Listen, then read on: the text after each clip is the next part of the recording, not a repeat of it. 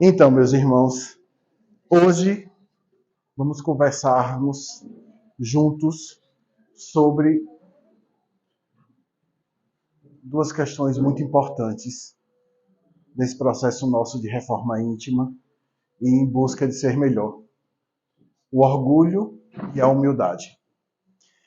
A gente vai tratar especificadamente hoje do Evangelho segundo o Espiritismo, capítulo 7, Instruções dos Espíritos, quando Lacordaire e Adolphe, que é um bispo de Argel, trazem reflexões sobre o orgulho e sobre a humildade. Vamos lá.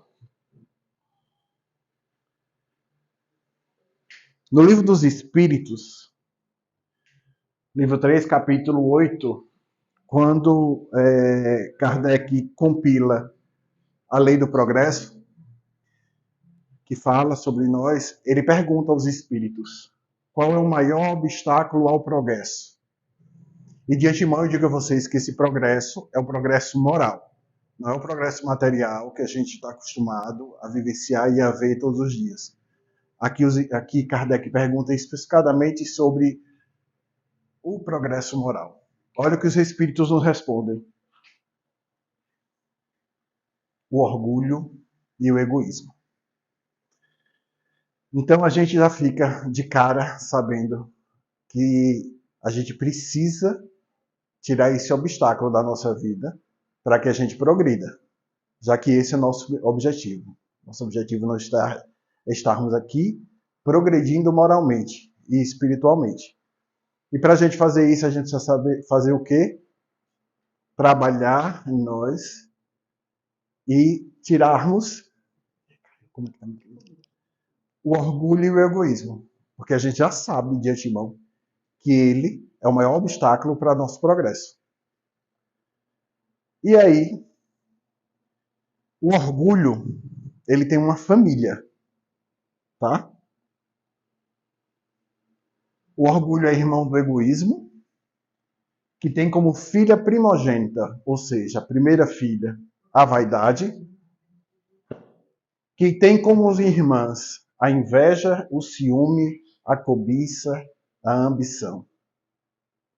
Família boa essa aí, gente? Só primeira linha. Então, observe o que a gente precisa cuidar e tratar dentro de nós. Porque o orgulho deriva toda essa família. Irmão do egoísmo, filha primogênita da vaidade, tem como irmãs inveja, o ciúme, a cobiça, a ambição. E aí eu pergunto, alguém quer levar essa família para dentro de casa? Não, né? Alguém quer convidar essa família? Com certeza que não.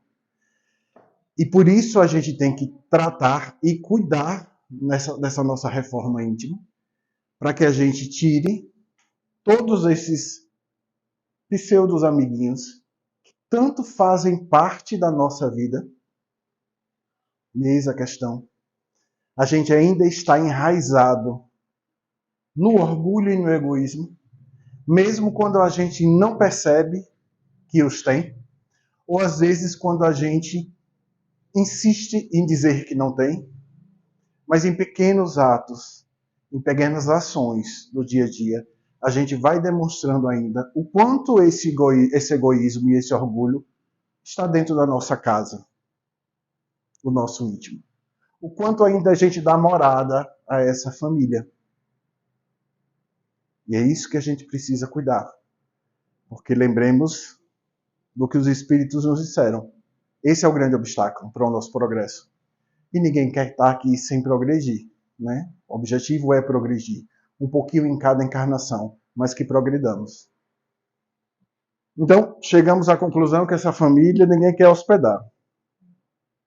E aí, eu trago para vocês uma passagem do Evangelho segundo o Espiritismo, no seu capítulo 2, nas Instruções dos Espíritos, que é um trecho chamado Uma Realeza Terrestre. E por que eu trouxe ele para vocês?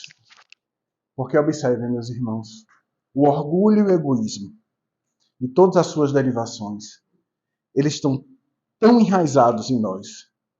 Eles fazem tanta parte daquilo que somos, que a gente não só executa eles encarnados. A gente leva para a vida espiritual, para a verdadeira vida, todas essas características, principalmente o orgulho e o egoísmo. Então observe como é importante cuidar desse ponto na nossa vida e como esse ponto é presente. Esse trecho do Evangelho, nós destacamos para vocês, porque é um testemunho, vamos dizer assim, de uma rainha da França antiga, que foi rainha e soberana o tempo todo, e que desencarnou achando que chegaria lá, no mundo espiritual, com toda essa pompa de rainha. Só que o que é que chama a atenção nesse texto da gente? Vamos ler aqui juntos. Esse é um pedacinho de todo, vamos dizer assim, desabafo dela. E aí ela fala: que trouxe eu comigo da minha realeza terrena nada, absolutamente nada. E com que, para tornar mais terrível a lição, ela nem sequer me acompanhou até o túmulo.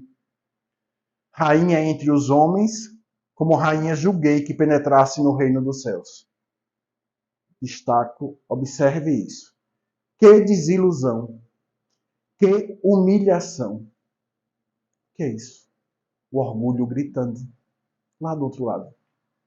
Já desapegado da matéria, mas ainda com esses sentimentos enraizados no ser. Quando, em vez de ser recebida aqui qual soberana, vi acima de mim, mas muito acima, homens que eu julgava insignificantes e aos quais desprezava por não terem sangue nobre. Observe que eu destaquei aqui para vocês o orgulho dela, falando alto ainda, mesmo já desencarnada, mesmo tendo toda a percepção de que aquela realeza dela era terrestre, ela não levou para o reino dos céus, ela ainda se sentiu desiludida, se sentiu humilhada. Isso é orgulho, meus irmãos, gritando. E aí ela fala que encontrou homens que ela julgava insignificantes. Esses homens é aquilo que o capítulo do Evangelho, capítulo 7, traz: os pobres de espírito. E aí a gente não vai ficar se apegando muito a esse danadinho desse orgulho, não, porque ele faz parte das nossas vidas. A gente tem que refletir no dia a dia, mas o que a gente precisa é entender que esse orgulho é uma grande oportunidade que Deus nos dá para que a gente o trabalhe e nos tornemos melhores. Observam? O fato de ele existir, dele ainda estar impregnado em nós, tão impregnado que a gente leva para outra vida, é um problema, não gosto de usar essa palavra, é uma oportunidade. Então, ter esse orgulho é uma oportunidade de trabalharmos ele e nos tornarmos melhor. Então, vamos nos apegar a isso, a como a gente pode trabalhar esse orgulho, como a gente pode ir aos pouquinhos aniquilando ele do nosso ser, fazendo com que ele não participe mais da nossa vida, como a gente vai aos pouquinhos expulsar essa família das nossas casas interiores. Isso é o que importa. E aí, nós nos deparamos com o antídoto, o remédio, a humildade. Esse é o contraponto do orgulho. Esse é o remédio. Esse é o antídoto. Se o orgulho como uma cobra te picou, é essa vacina, é esse antídoto que você tem que correr atrás. É ele que te salvará. É a humildade. E aí, observem como é tão importante a humildade. E a gente vai, a partir de agora, falar o quanto nosso mestre maior, o Rei dos Reis, trazia a humildade como base, como alicerce, para toda e qualquer construção de ser humano. E isso é tão forte que até na etimologia da palavra isso se apresenta. Humildade, ela vem da palavra humus, que significa terra. Essa palavra, ela tem origem no grego antigo. Grego antigo, que foi um dos grandes instrumentos anteriores e preparatórios para a chegada de Jesus. Quando a gente pensa em império grego e império romano, geralmente nossos olhos se atêm às coisas complicadas do império que tiveram, os erros do império. Mas tanto o Império Grego como o Império Romano foram essenciais, necessários para a chegada do Cristo. E por que isso? Porque o Império Grego, tomando aquela região, dominando aquela região, impôs a língua grega antiga como a língua de comunicação entre todos eles. Porque observem, o Evangelho, para ser difundido, ele precisava passar de boca em boca. Os apóstolos sozinhos, eles não conseguiriam passar o evangelho adiante se não tivesse cada um ali na sua casa, na sua venda, no seu comércio, na estrada, falando das maravilhas do Cristo. E para que todo mundo falasse, todo mundo precisava entender a mesma língua. Então, o Império Grego unifica essa comunicação para a chegada do Cristo. E o Império Romano, que é conhecido como o Império da infraestrutura, cria um canal de comunicação com estradas entre todas as cidadezinhas daquela região.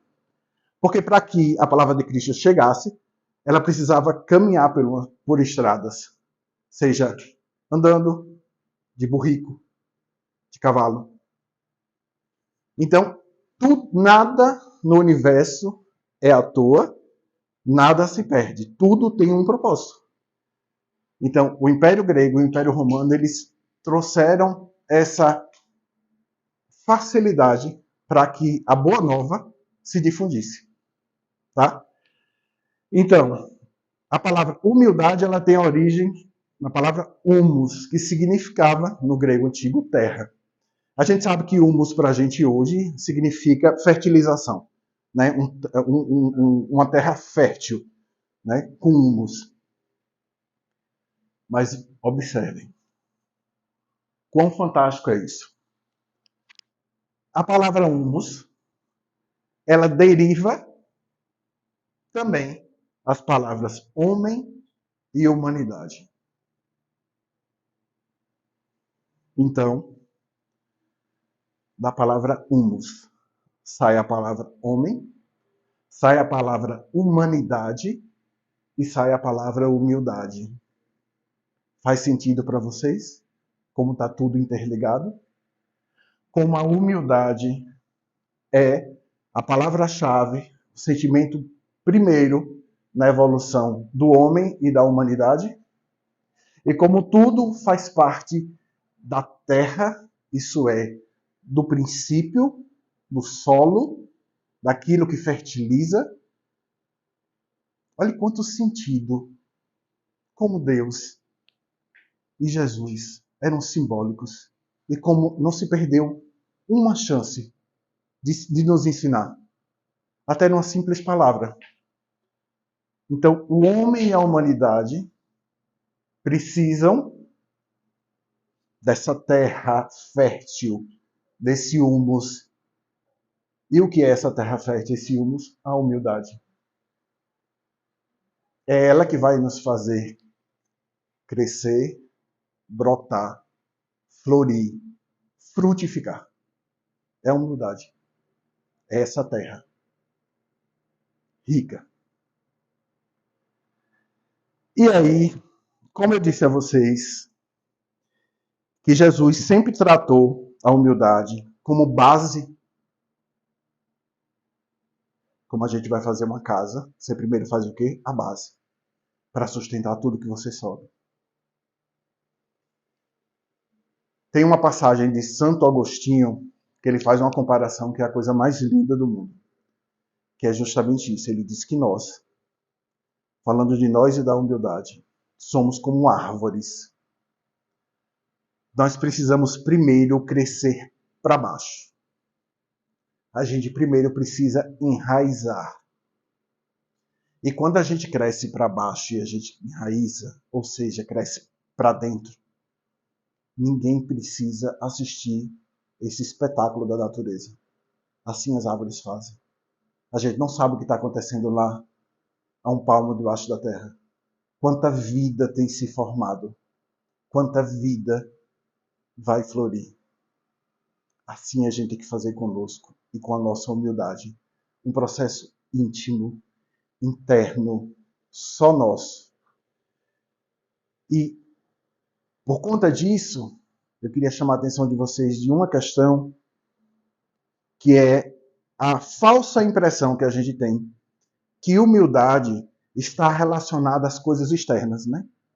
Ah, fulano é tão humilde, anda todo farrapilha, tem aquela havaianazinha branca encardida, com as correias quebradas que pegou de uma Ipanema e botou na havaiana. Isso é que é humildade.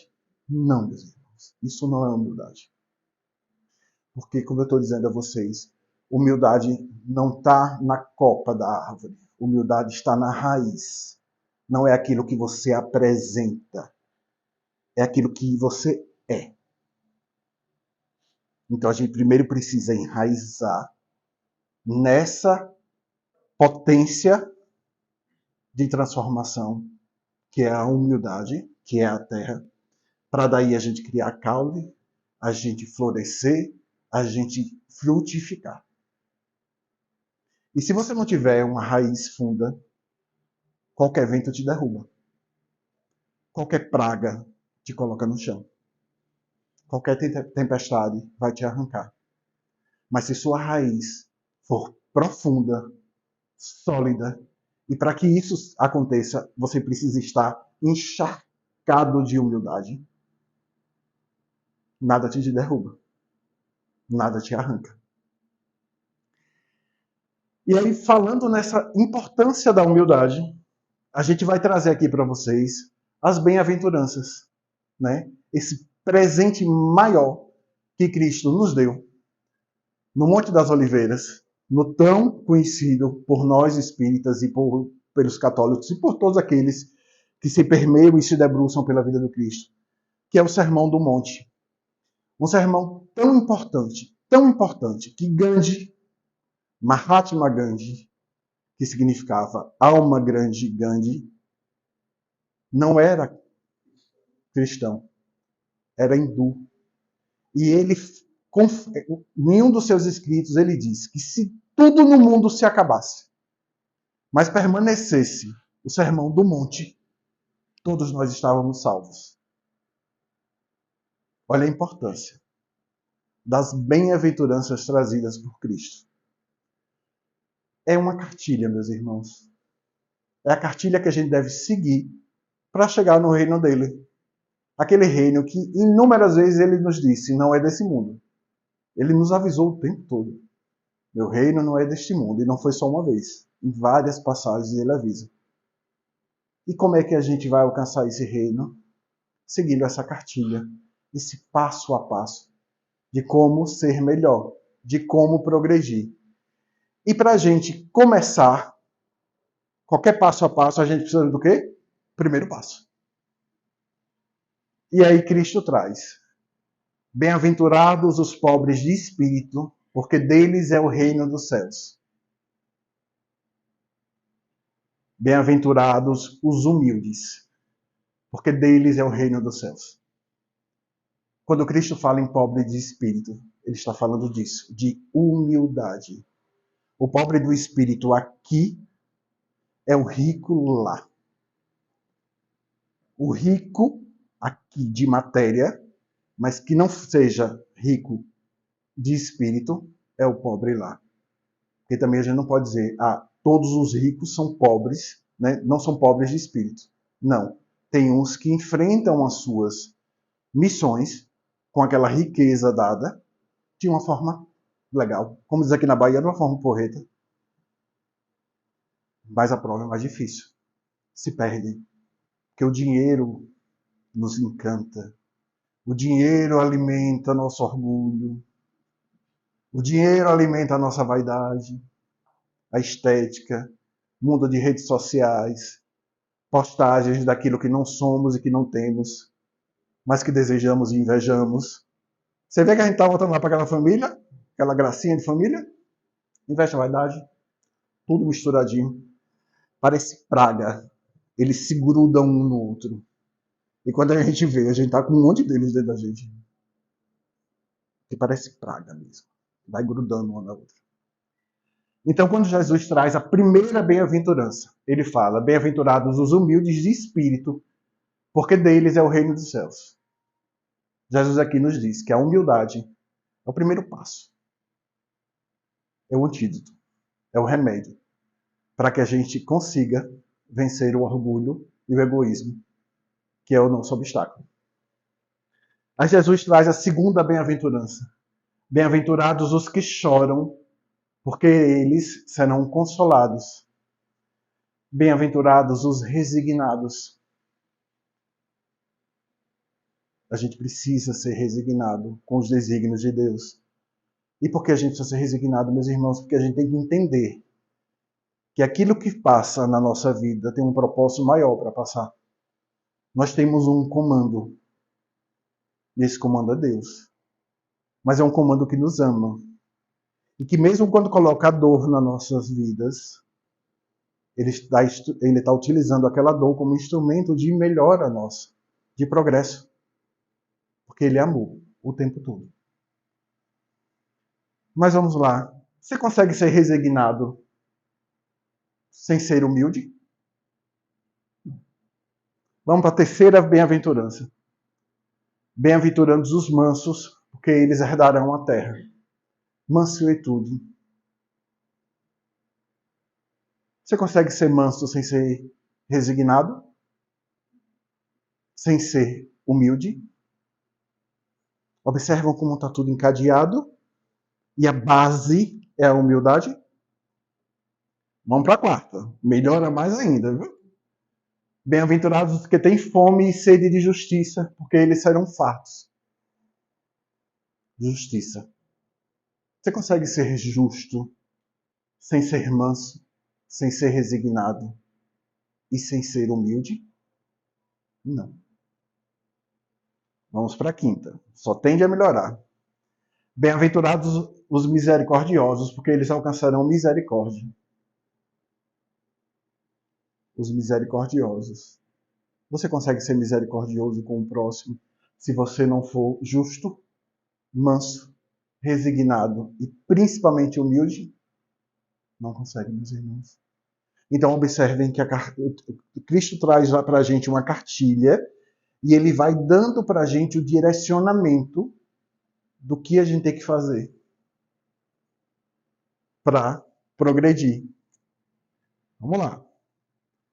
Bem-aventurados os puros de coração, porque eles verão a Deus. Pureza. Pureza de coração. Pureza de alma.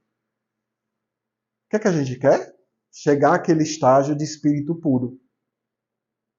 De um espírito crístico, como é Jesus Cristo. Mas para a gente alcançar essa pureza de coração, a gente precisa ser misericordioso, justos, mansos, resignados e principalmente humildes. E por último, e não mais importante, bem-aventurados os pacificadores, porque eles serão chamados filhos de Deus. Meus irmãos, pacificadores nessa época tão importante. Nessa época que ainda a gente se depara com guerras. Mas a gente fica falando da guerra da Rússia. Não. Da guerra da nossa vizinhança. Da guerra dentro da nossa família. Da nossa guerra interna. Tentando ser humildes, mas o orgulho ainda gritando. Quem ele pensa que ele é para me dizer isso? Você esbarrou em mim? Você tá louco? Está cego, você não enxerga por onde você anda? Observe o quanto em pequenos detalhes do dia a dia a gente vive essa guerra interna, mas a gente precisa ser pacificador. Mas precisamos ser puros de coração, misericordiosos, justos, mansos, resignados. E, repito, humildes. Não é à toa que eu disse a vocês que a gente vai falar pouco de orgulho e eu ia massacrar a humildade com vocês. Porque é o que a gente precisa, meus irmãos. É essa reflexão. É entender o nosso propósito. A gente já, dentro de um centro espírita, eu posso perguntar a todos vocês podem ter suas questões internas. Eu preciso melhorar na minha casa, eu preciso melhorar na minha família, eu preciso melhorar meu relacionamento com meu filho, que não anda bom, meu marido, que me perturba muito, meu pai, que está velho e está trazendo toda uma problemática de anos à toa, meu trabalho, meu chefe, tantas coisas a gente tem para resolver.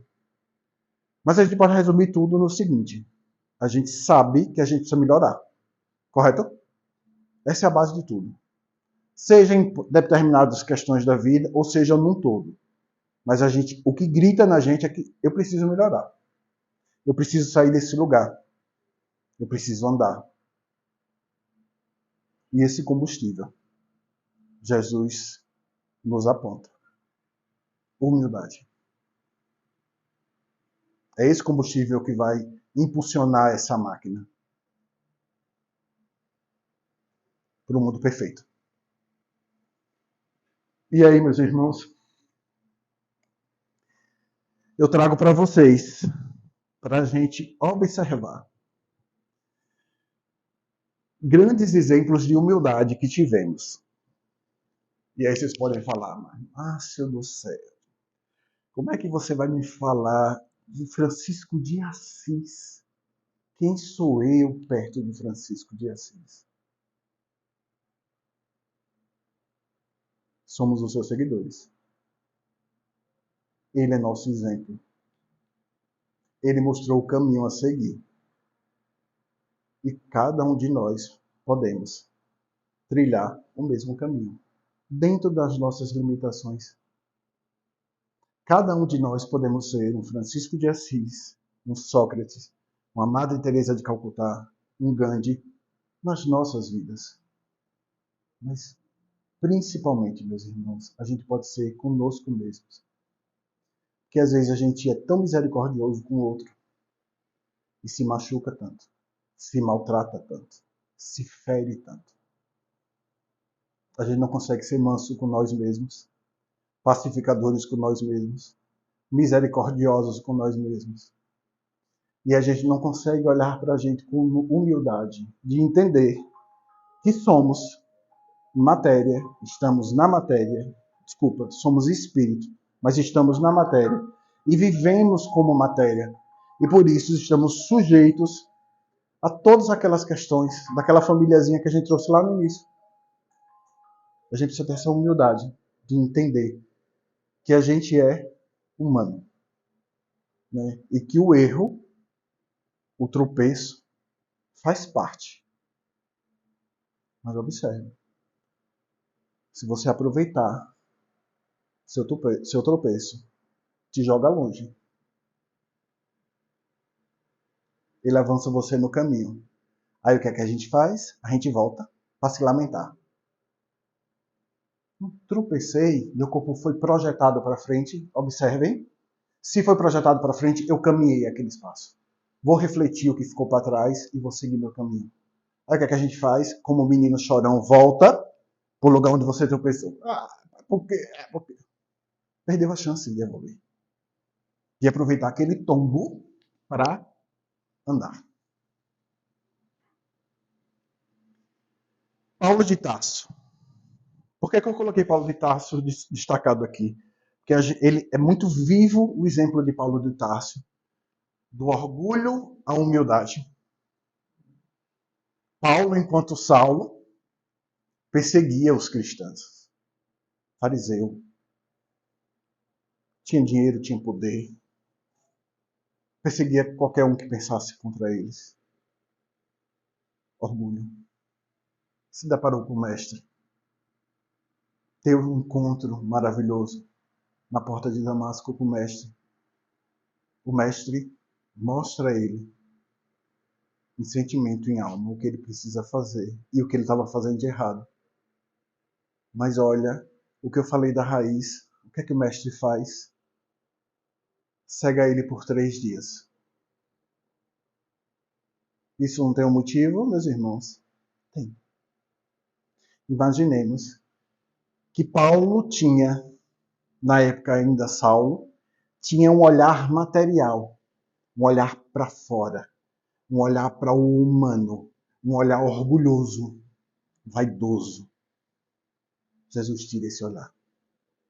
E aí, quando você tira esse olhar, você faz o quê? Quando você não consegue olhar mais para fora, você é obrigado a olhar para dentro.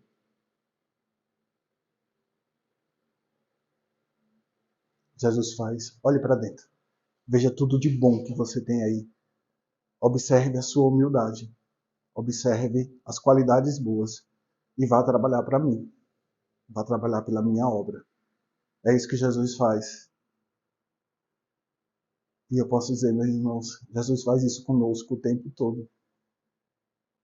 Só que a gente tem a necessidade de olhar para fora o tempo todo. Por quê? Porque a gente é a danadinha da vaidade. Lembra a filha primogênita dele? O que está de fora nos encanta. A grama do vizinho é mais verde. A casa da minha vizinha, o porcelanato é mais bonito. A cerâmica brilha mais. Mas Jesus nos convida todo dia. Olhe para dentro. Vá para a essência. Veja o que você tem de bom. É daí que você se transforma. É da terra, é do humus.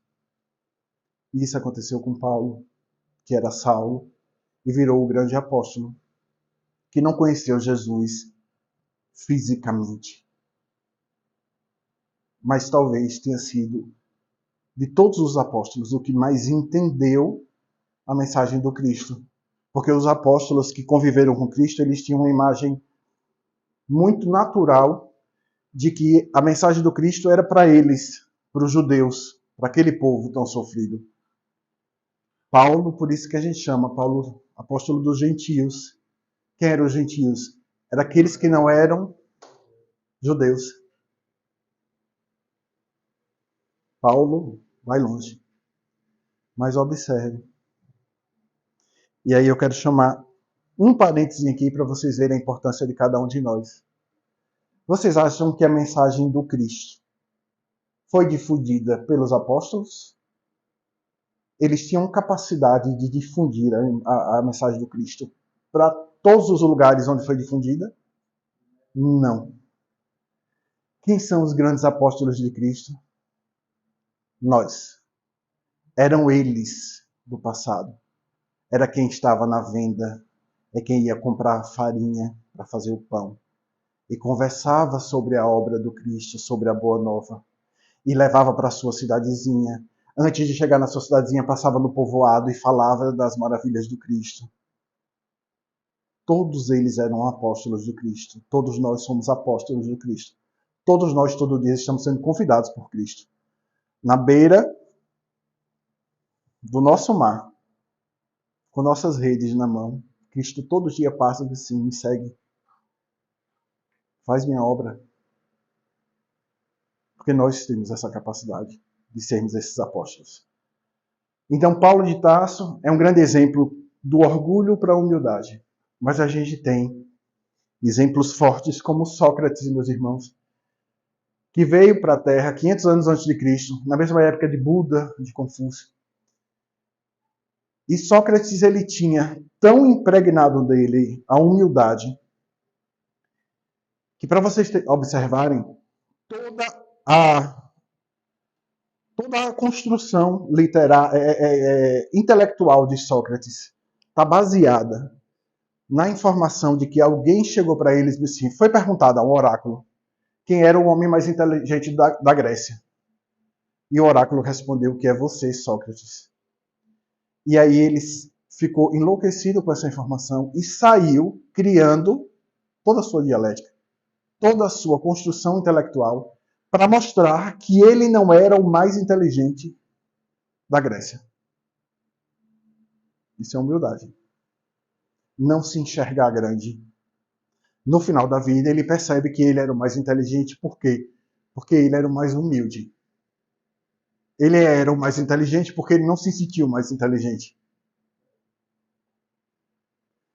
E quando ele é condenado à morte, de forma injusta, porque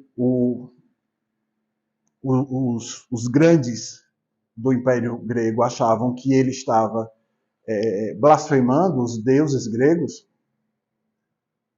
a esposa dele correu para dar a notícia de que ele tinha sido condenado à morte. E aí, ela muito indignada, e ele tranquilo e sereno. E ela fez, você não está, né, se sentindo injustiçado? Você vai morrer de forma injusta. Ele olha para ela e diz assim, e você queria que eu morresse de forma justa? Meus irmãos, olha a grandeza desse espírito. Ele estava tão absorvido e coerente daquilo que ele era e daquilo que ele foi, que ele prefere morrer de forma injusta, porque isso só carimba toda a história dele. Se ele morresse de forma justa, estaria desprezando tudo que ele fez. Então é entendimento do que ele é. Isso é humildade. A mesma humildade que Francisco de Assis tinha e teve o tempo todo. Tem uma passagem de Francisco que ele teve um encontro com o próprio Cristo. Na época de Francisco de Assis, né, a peste, a lepra, tomava conta daquela região da Itália. E os leprosos, né, desde a época de Jesus, eles eram menosprezados. Eles usavam um sino no pescoço, como um gado, fazendo barulho. E aí, as pessoas daquela época, quando ouviam aquele barulho, sabiam que era um leproso se aproximando para todo mundo se afastar. Francisco está andando. Escuta esse barulho. Segue em direção ao barulho. O barulho fica mais forte, ele segue em direção ao barulho. Ele se depara com o leproso. E se predispõe a ajudar. Esse leproso era Cristo. E Cristo diz, Francisco, eu só precisava saber disso. Eu só precisava saber que você tinha essa humildade. De se colocar à disposição do outro, mesmo colocando a sua vida em risco. E a gente pergunta, e a vida é nossa? Não é nossa. Aí observe a grandeza da humildade. Você ajuda o outro, mesmo achando que está se colocando em risco. Porque você acha que você tem comando sobre alguma coisa. Desde que aquela situação ali está sendo comandada por alguém maior. Que foi alguém que nos criou. O ser maior. O que gerou tudo. E que se a gente desencarnar, porque foi contaminado por aquela doença, estava nos nossos desígnios. Tem um aprendizado aí.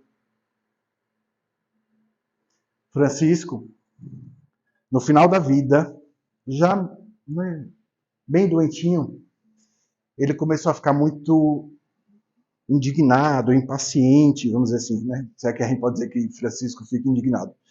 Mas ele ficou muito sentido, porque ele já doente, algumas pessoas da ordem dele, da ordem franciscana, já começaram a se projetar para os cargos de poder. E essas pessoas trouxeram contrapontos a tudo aquilo que ele imaginava. Simplicidade, caridade, né? Fraternidade. E isso deixava ele muito impaciente, porque era a obra que ele achava que era dele. E aí ele procura Clara, Clara de Assis, sua irmã de alma, sua confidente. E traz essa problemática para Clara. Clara, estou muito doente, já estão tomando conta da ordem, então desvirtuando tudo aquilo que eu imaginei.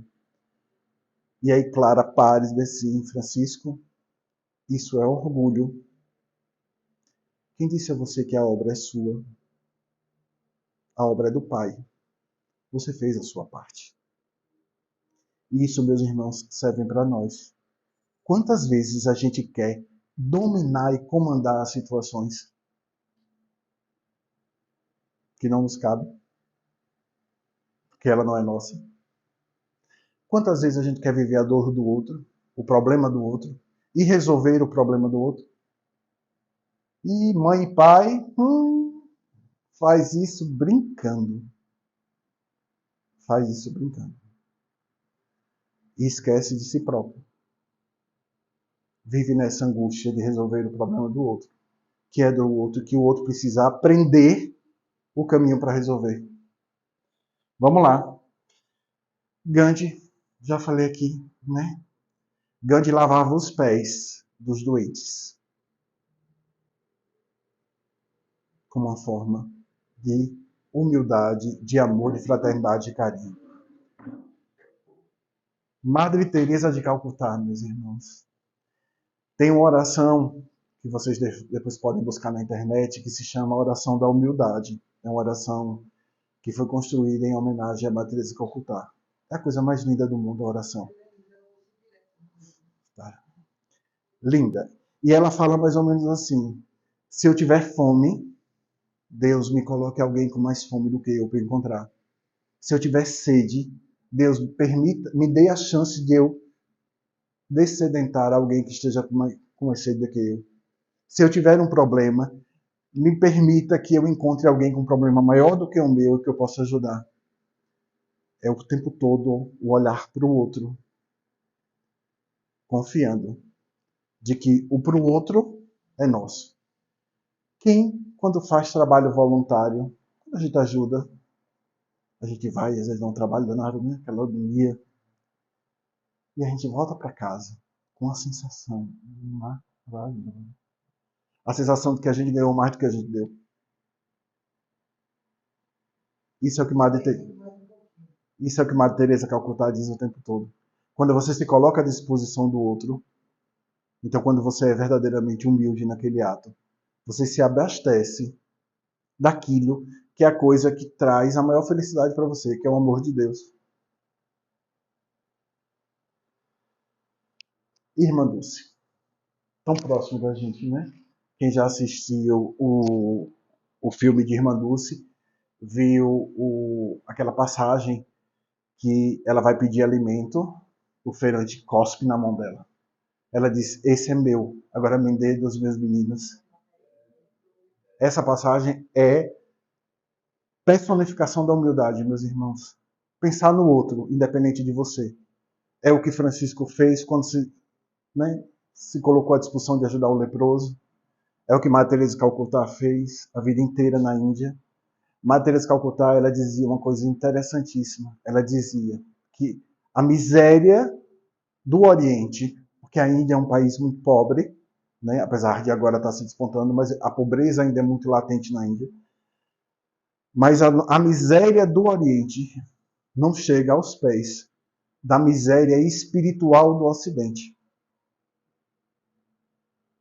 O quanto somos míseros espiritualmente ainda. O quanto ainda estamos apegados ao orgulho, à vaidade, à cobiça, a tudo isso. Né? E aí, quem já teve a oportunidade de ir à Índia, eu nunca tive, mas já conheço pessoas que foram, comentam que as pessoas às vezes não têm o que comer, mas é um sorriso no rosto. É uma alegria de viver, de estar ali. Isso é progresso espiritual, que a gente está caminhando para chegar lá, mas a gente chega, viu? E aí, como não falar do maior exemplo de todos? Nosso maior exemplo. Alguém adivinha? Ele. Ele. Ele é a personificação da humildade. Em todos os seus atos, enquanto encarnado. E enquanto ser espiritual. Porque era um homem que é filho do Pai, que é o governador dessa orbe e de mais outras orbes dessa galáxia, se predispõe a vir em carne e osso, passar pelo que passou, morrer da forma que morreu, para nos mostrar o caminho. Se alguém tiver um exemplo maior de humildade, vamos conversar. Precisa aprender. E Cristo, eu trouxe duas passagens que eu acho que são muito fortes. Da manjedoura ao lava-pés. Cristo chega, meus irmãos, numa manjedoura, no meio de animais, no meio da palha. O governador da terra se apresenta materialmente dessa forma. É a maior prova, talvez eu vou até refazer, não é a maior, porque todas são maiores, mas é a primeira prova daquilo que Cristo queria nos dizer. E a gente já conversou, eu me lembro mês passado eu daqui, do quanto Cristo é simbólico e quanto a história dele é simbólica para a gente, o quanto ela nos ensina. O fato de nascer numa manjedoura. Ou vocês acham que essa manjedoura estava limpa, minha gente? Não. Tinha dejetos de animais. Sim, porque é uma manjedoura. É um lugar de animais, onde eles comem e eles fazem o cocôzinho deles ali. E Cristo vem numa manjedoura. Faz toda a sua trajetória demonstrando humildade, demonstrando aquilo que a gente tem que fazer. E porque eu podia falar da crucificação, né? Que é um momento de grande humildade. Cristo, ele podia descer daquela cruz a hora que ele quisesse. Ele podia tudo. Ele nos governa. Ele é filho de Deus. E por que ele não desceu? Um ato de humildade e de amor. É um ato de amor que tem a base a humildade. O Filho do Homem se colocar à disposição de ser maltratado, achincalhado, crucificado. Ter sede e darem fel. Ele se predispôs a tudo isso por amor a nós. Mas o que baseia esse amor? O que está na base? A humildade do Cristo. E por que eu trouxe lava-pés? Vocês podem perguntar, mas Márcio, você trouxe um ato um pouco antes. O lava-pés. Porque o lava-pés, para mim, tem uma importância de humildade muito grande. Sabe por quê, meus irmãos? O ato de Jesus sentar com os apóstolos para ceiar e lavar os pés, ele é posterior à entrada do Cristo em Jerusalém. Vocês se lembram da entrada do Cristo em Jerusalém? No burrico. Aclamado como rei. Ele foi aclamado como rei.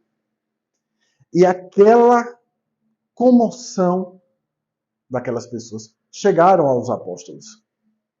Humberto de Campos, no livro Boa Nova, nos traz essa informação de que, na hora da ceia, os apóstolos estavam embebecidos com essa aclamação do Cristo.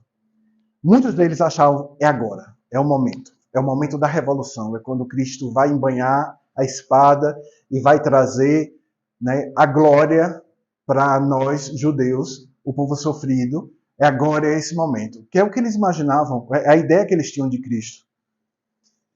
E isso era tão forte naquele momento que alguns apóstolos já estavam até conversando sobre cargos. Acreditem. Cristo vai tomar o poder, eu vou pegar tal pasta, tal área eu vou atuar. E aí o que é que Cristo faz? Vou lavar os pés de vocês. A parte mais impura do nosso corpo. Porque é onde está perto da poeira. Imagine naquela época que todo mundo andava de sandália. Cristo pega aquele momento onde a vaidade, onde o orgulho gritava, inclusive entre os seus apóstolos, e mostra, não, vou lavar os pés de cada um de vocês. E isso deixa inclusive os apóstolos revoltados. Pedro fala que não vai permitir isso. E ele diz, Pedro, se eu não lavar seus pés, você não vai ter comigo na minha casa. Porque os apóstolos achavam que ele, naquele momento, ele ia fazer a grande revolução, ele ia se tornar o grande rei, né? Então, por isso que eu trago os lava-pés, para refletirmos.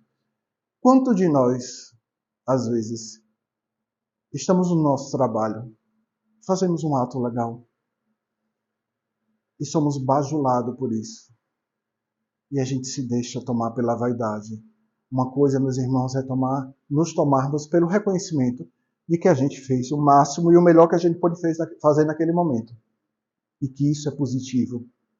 Mas quando a gente deixa a vaidade nos tomar conta, aí aquela famíliazinha entrou geral. Quantos de nós fazemos isso?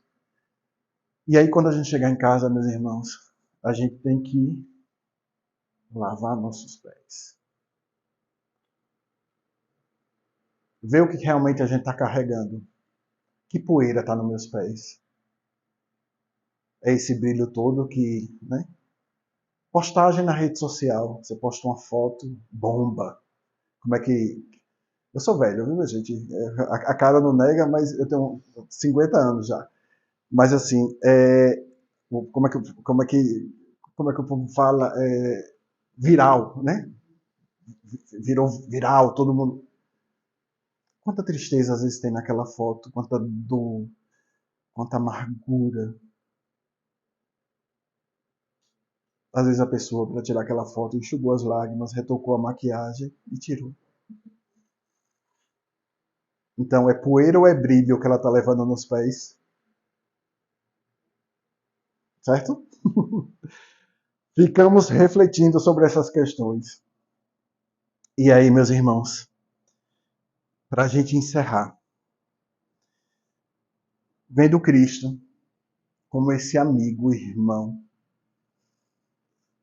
humilde, que coloca a mão no ombro e nos conduz para a grande verdade, que é o amor e a humildade. E nós temos um grande discípulo, que eu considero assim, um grande apóstolo, não só do Espiritismo, mas eu o considero também um grande apóstolo de Cristo, que é Emmanuel, que se apresentou para nós através de Chico Xavier. Tem um livro de Emmanuel, acho que é Pensamento e Vida. Deixa eu pegar aqui minha cola, viu? Isso. Pensamento e Vida, capítulo 24. É uma mensagem linda, que se chama Humildade. Convido vocês a depois buscarem, né? Livro Pensamento e Vida, item 24. E Emmanuel, dos trechos, ele fala o seguinte: a humildade é a nossa capacidade de nos reconhecermos pequenos diante do universo. Vou botar aqui para ser fiel. Humildade é reconhecimento de nossa pequenez diante do universo. E o que é essa pequenez?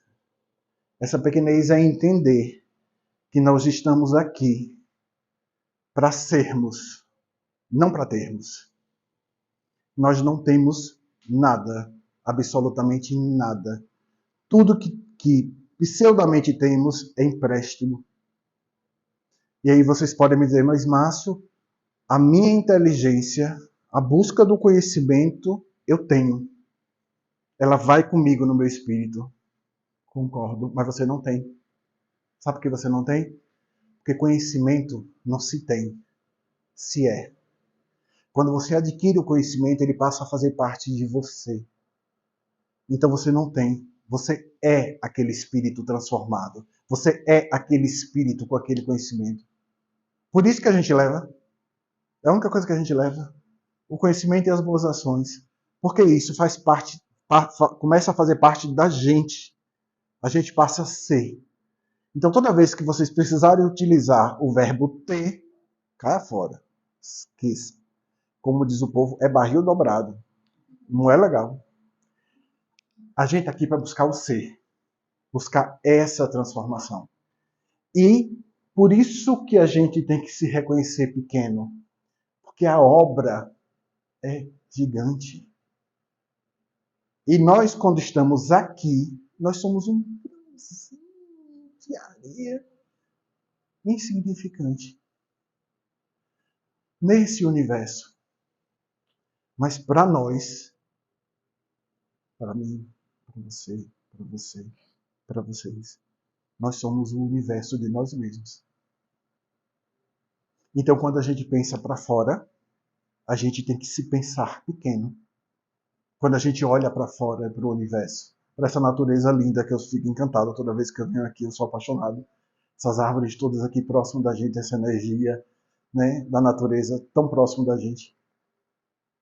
Nós temos que nos entender pequeno. Quando a gente olhar para dentro, a gente tem que olhar como um grande universo. Universo de amor, de humildade, de pacificação, de mansuetude, de misericórdia. E aí a gente se torna aquilo tão almejado que é nosso espírito puro. E essa coisa do universo ela é tão forte, meus irmãos, para a gente encerrar. Eu estou aqui acompanhando, né? Estamos tão pertinho. Vocês conhecem Eurípides Barçanufo, já devem ter ouvido falar nele. E teve uma época da vida de Eurípides que ele teve um contato espiritual direto com Maria de Nazaré, a quem eu tanto amo. Ele tinha um colégio, o liceu, o colégio estava andando mal das pernas lá no interior de Minas. Maria de Nazaré se apresenta a Eurípides Barçanufo e passa para ele 3 orientações. A primeira, mude o nome do colégio para Liceu Allan Kardec. Segunda lição, ensine o evangelho de meu filho. Terceira orientação, ensine astronomia. Estranho, né? Maria pede, mude o nome para Allan Kardec, ensine o evangelho do meu filho, ensine as crianças astronomia. Aqui, o sentido da astronomia. Fazer a criança olhar para o universo e a sua grandeza vai fazer com que ele se veja pequeno diante desse universo. E quando a gente se sente pequeno, a gente trabalha a humildade para que venha o respeito. Porque a gente, enquanto ser humano, quando a gente cresce, uma das primeiras coisas que a gente esquece é o respeito pelo outro e por nós mesmos. Quando a gente se acanha, quando a gente se diminui, quando a gente se vê pequeno, o respeito pelo outro ou por aquilo que a gente imagina ser maior cresce. E eu falo em respeito, eu não estou falando em temor, aí é outra história, é respeito.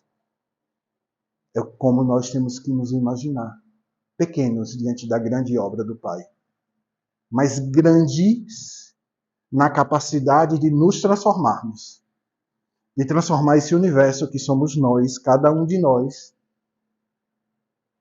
nessa terra maravilhosa, nesse mundo maravilhoso, nesse mundo onde todos os seus familiares e seus vizinhos vão querer habitar, porque é gostoso de estar, porque é suave de estar. Esse mundo, você, que no seu trabalho todo mundo vai querer ficar perto de você, porque é gostoso estar habitando esse mundo. Ele não tem conflito, ele não tem orgulho, ele não tem vaidade. É isso que a gente tem que buscar. E a gente é capaz de buscar. Que a paz do Mestre Jesus esteja sempre com vocês. O amor de Maria nos acompanhe nas nossas caminhadas sempre. Obrigado.